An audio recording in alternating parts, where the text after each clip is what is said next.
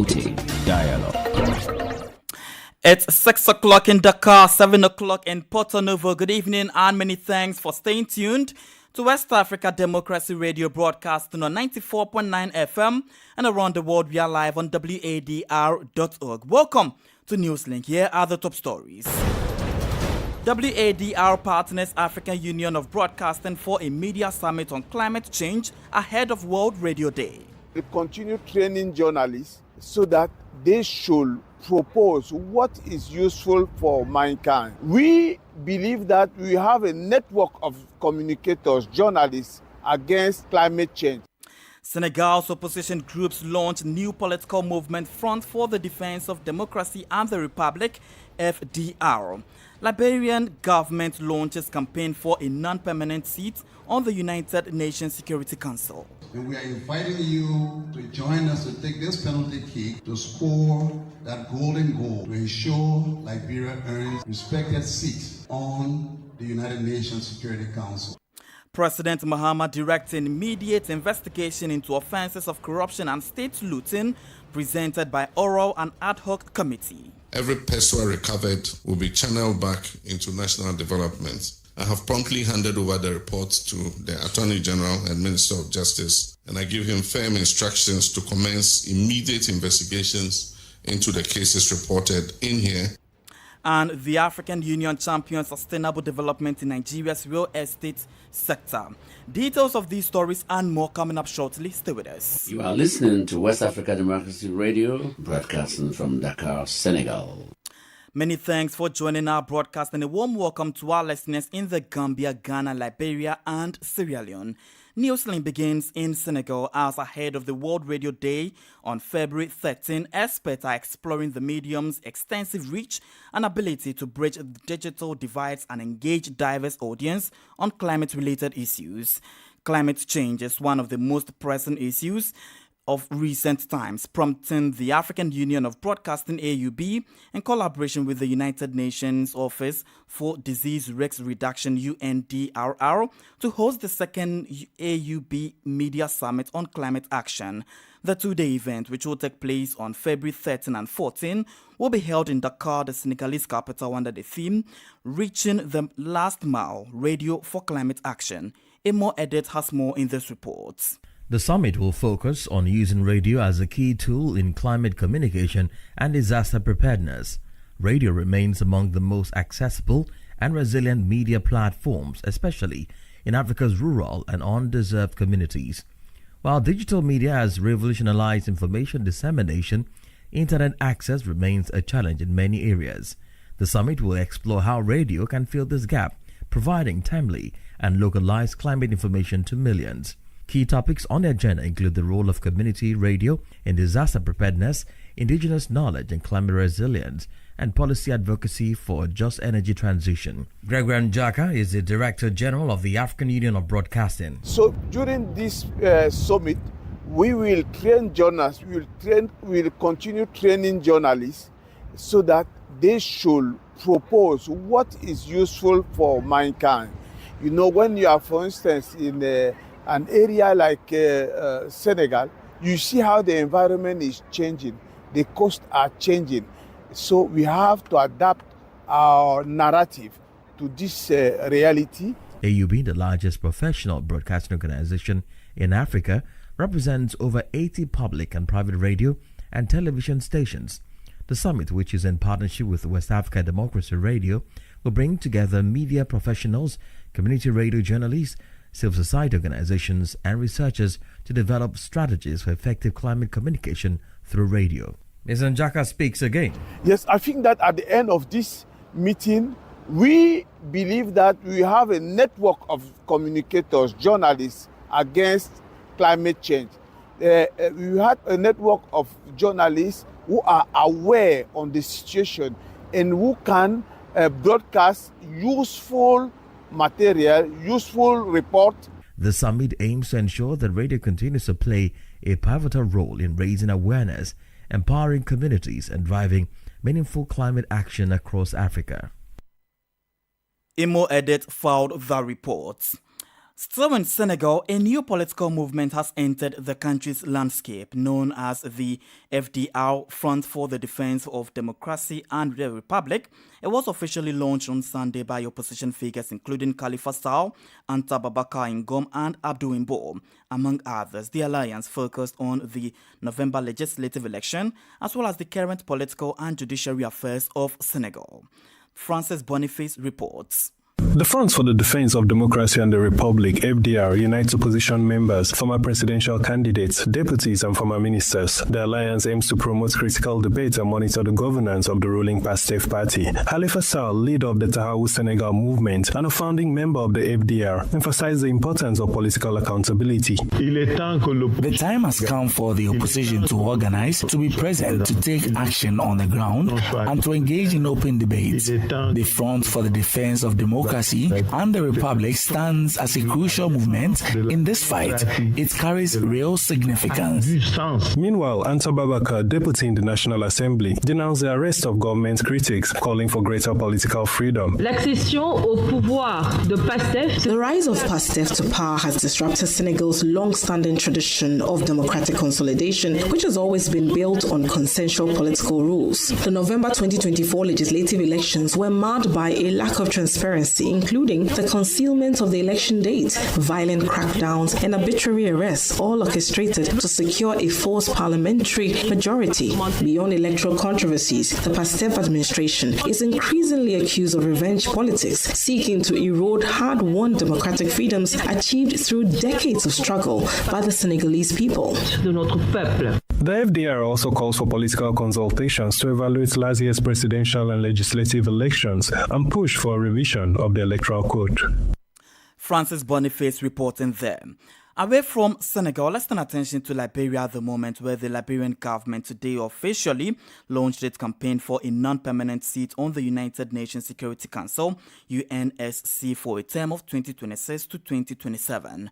Emphasizing the importance of the bid for Liberia's future on the global stage, the chairman of the steering committee for Liberia's bid, Reginald Goodrich, said the campaign aims to sensitize citizens about the potential benefits of Liberia being elected on the United Nations Security Council. The launch of the campaign was attended by a diverse group of stakeholders, including the head of the legislature and the members of the diplomatic mission, among others. Reginald Goodrich speaks. Every Liberian under our voice here, all over this nation, to join us in taking a very pivotal penalty kick. And this penalty kick is against 190 nations around the world. And we are inviting you to join us to take this penalty kick to score that golden goal to ensure Liberia earns that respected seat on the United Nations Security Council. What are the imperatives of Liberia's candidacy for the non-permanent seat at the United Nations? It is overwhelming due to our history as the first independent nation in Africa. Arguably, the founding of Liberia was a bulwark for the eradication of the slave trade, a champion for the liberation of African nations from colonialism, a champion for peace, a strong advocate for women's rights and equality, and a bastion of democratic governance. These are some of the imperatives. Liberia, being a significant country throughout history, was a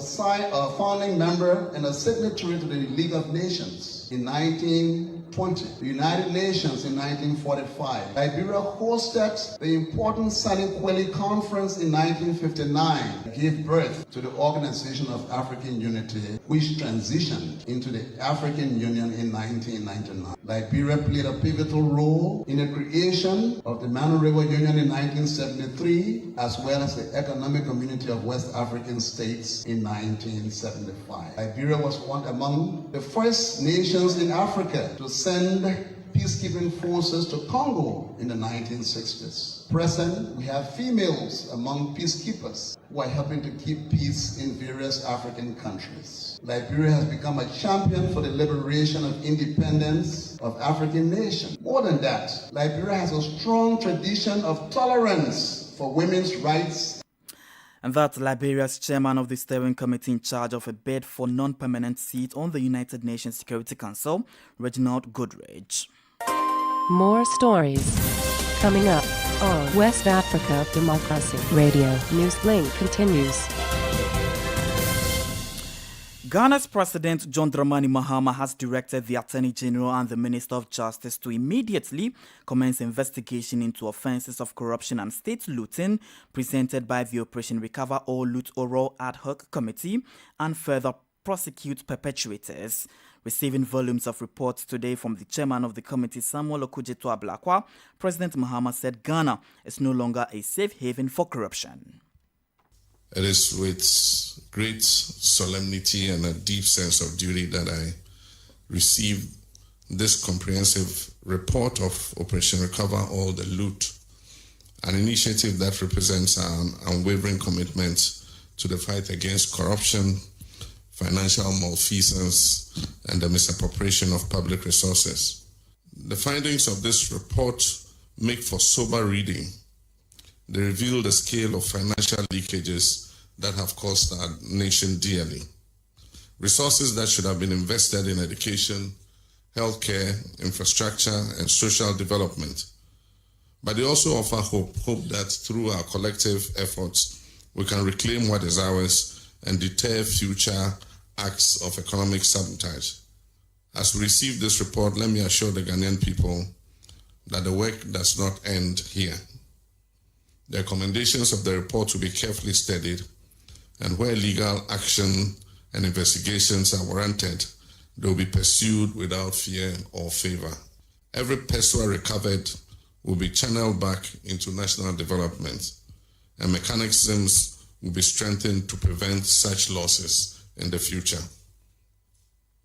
I have promptly handed over the report to the Attorney General and Minister of Justice, and I give him firm instructions to commence immediate investigations into the cases reported in here with a view to prosecuting anyone found liable for corruption or related offenses.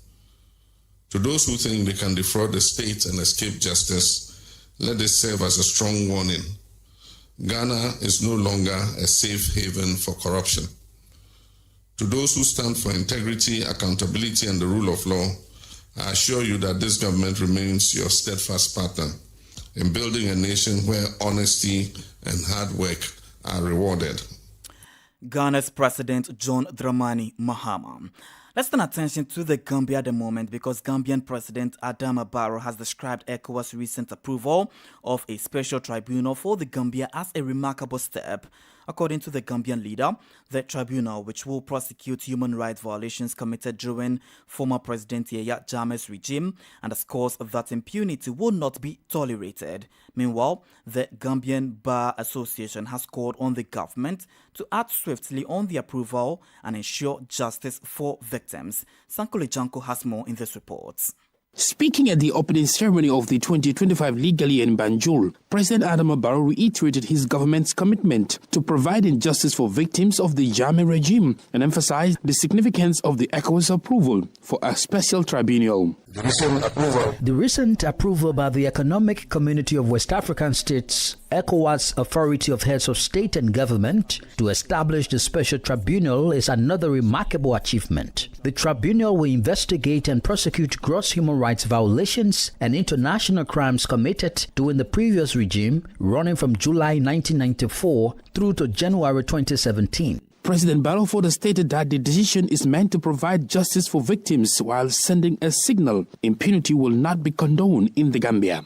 This decision is to make sure that there is justice for the victims and survivors of the human rights abuses committed during that period. It is meant to send a strong message that impunity will not be condoned on our shores. Meanwhile, the president of the Gambia Bar Association, Nene MC Cham, while upholding the government's significant efforts in securing ECOWAS approval for the establishment of a special tribunal, urged the authorities to expedite the process. We encourage the government to follow the process with urgency to ensure that the rule of law prevails this time by bringing accountability and justice. When this happens, true peace and reconciliation will inevitably flow. President Barrow also stated that the decision to establish a special prosecutor's office and a special tribunal is a testament to his government's commitment to addressing past injustices with transparency and integrity. For Newslink on West Africa Democracy Radio, I'm Sankole Janko reporting from Banjul. You're still listening to Newslink here on West Africa Democracy Radio, broadcasting on 94.9 FM, Dakar, Senegal, and around the world. We are live on wadr.org, as well as on Facebook at WADR English Service, and also on YouTube at WADR News. Here's a reminder of our top stories. WADR partners African Union of Broadcasting for a media summit on climate change ahead of World Radio Day.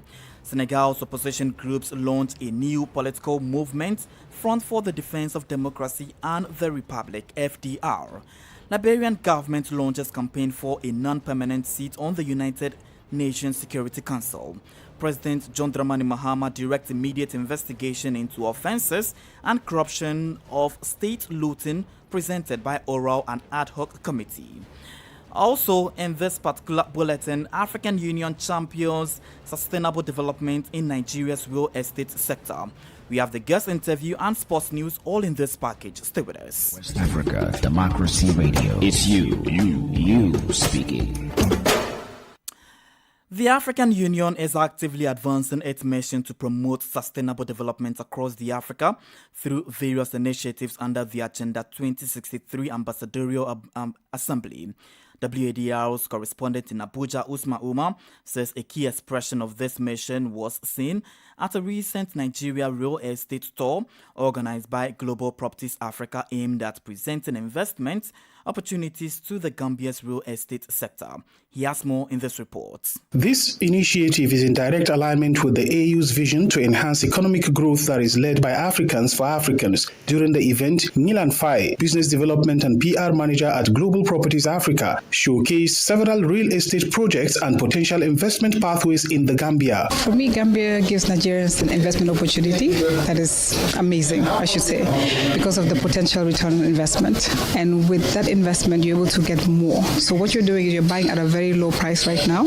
For example, you can buy an apartment for $65,000 today, and in the next 3 years, it's worth almost $80,000 to $90,000. Ambassador Dr. Fatuma Tage, who convened the event, reiterated the AU's position on self-reliance, emphasizing the necessity for Africa to focus on internal strategies to achieve substantial development. For me, for one thing, is I believe that Africans are the future of the world, and we are the one that builds this continent. And for me to have the courage and the capacity to pull in events like this, not just in one state, but two major states of Nigeria, is because I believe in the continent and its capacity to build and also impact the future generations. Contributors at the event also highlighted the critical role of regional collaboration, stressing that intra-African cooperation is essential for unlocking the continent's full economic potential. We've been to the Gambia not once, not twice, not thrice. We met them, friendly environment. I think what we begin to do now, begin to think of the future, and that is a place that has possibilities for investment in the future. Africa helping Africa, building a regional economy beyond the talks. The Nigerian real estate tour is part of a larger initiative to foster African-led investments, ensuring that development efforts are firmly in the hands of the continent's own stakeholders. For Newslink on West Africa Democracy Radio, Usman Umar reporting from Abuja.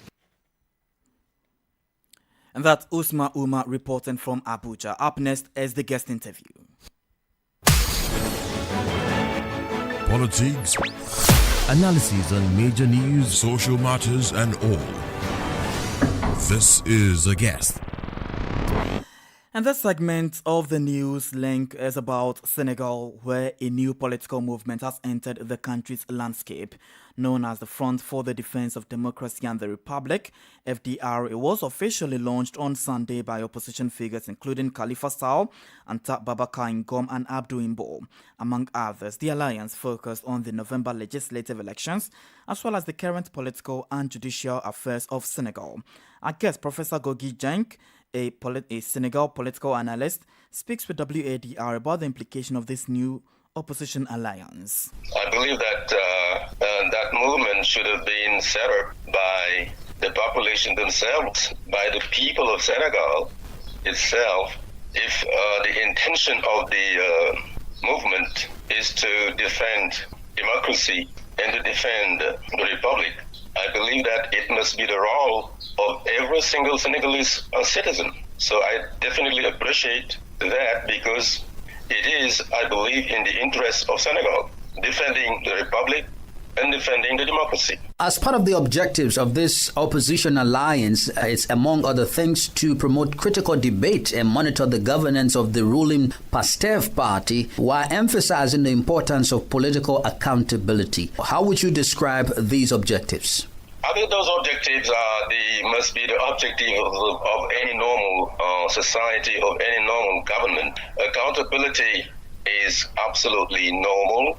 Respect for democracy is absolutely important. Respect for the republic is absolutely important. So I do believe that if those objectives are really the ones they have really announced, I do agree to those objectives because they are in the interests of the population of Senegal, because we cannot live in a country without rules, and without the rules of the country respected, the democracy must be respected, the republic must be respected, but it must be respected not only by the citizens, but those who have the power and those who are seeking to get the power. Now, there were opposition coalitions and alliances during the last November parliamentary elections in Senegal. Yet the ruling coalition, the PASTEF party, won majority seats. How does this new opposition alliance make any difference?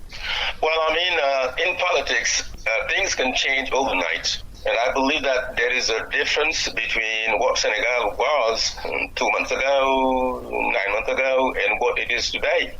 Because many things have happened in the meantime, and then that must have some consequences on the way people appreciate the ruling party and the way in which the people, the population, appreciate the leaders.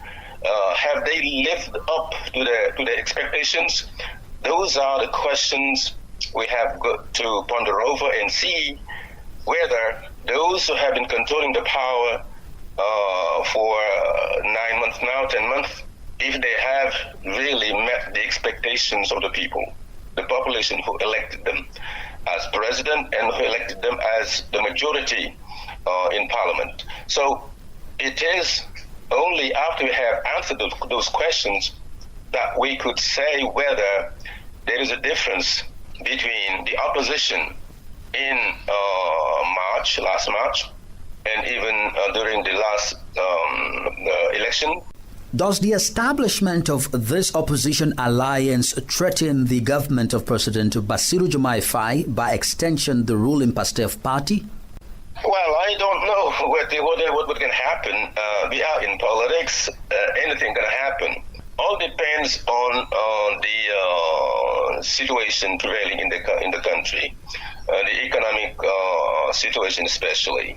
Those who have been elected, have they met the expectations of the people? If they have, fair enough. If they haven't, it is clear that the opposition leaders will have the opportunity to garner something based on the fact that the populations are not satisfied. Professor Gorgui Dieng is a Senegal political analyst speaking about the implications of the new political movement in Senegal, Front for the Defense of Democracy and the Republic, FDR. And we can join Sankuli Janko for details in the world of sports now.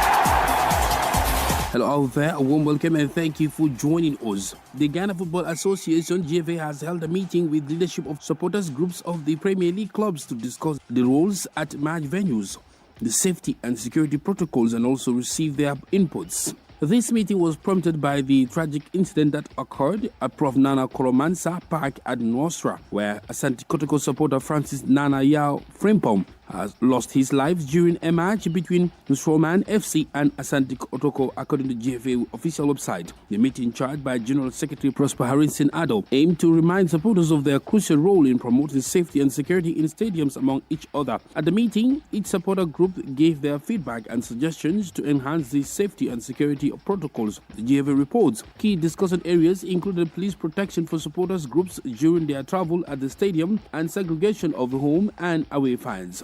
The GFA also updated the groups on actions taken to find justice for Francis Nanaya Frimpong, and that the GFA is treating the death as a criminal offence, so it is fully in the hands of the police service. The GFA and supporters groups resolved to meet periodically to discuss and exchange ideas to further enhance safety at match venues, according to GFA. And Rivers United have ended their 5-game winless streak following a 1-0 win against Lobby Stars. A late goal by Timothy Zakaria has ended a dry season for Rivers United, who have previously gone 5 matches without a win, according to VillageSquire.com. The victory puts the former Nigerian champions third ahead of Remo Stars. And that's it for sports. It's back to you.